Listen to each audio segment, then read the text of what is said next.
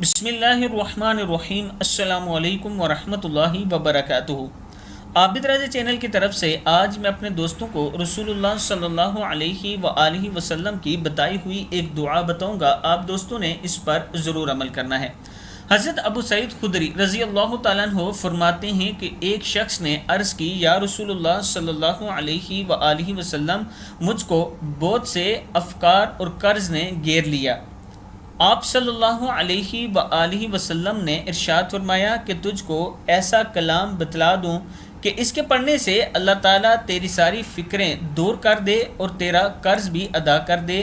اس شخص نے عرض کی، بہت خوب۔ تو آپ صلی اللہ علیہ وآلہ وسلم نے فرمایا، صبح و شام یہ کہا کرو، اللہم انی اعوذ بک من الہم والحزن واعوذ بک من العجز والکسل واعوذ بک من الجبن والبخل واعوذ بک من غلبۃ الدین وقہر الرجال۔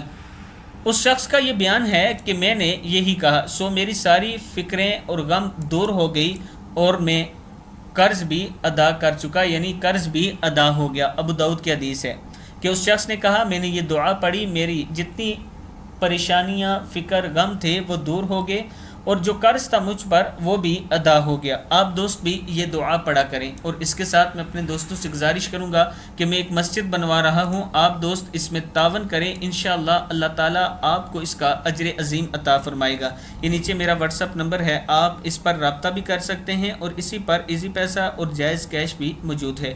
السلام علیکم ورحمۃ اللہ وبرکاتہ۔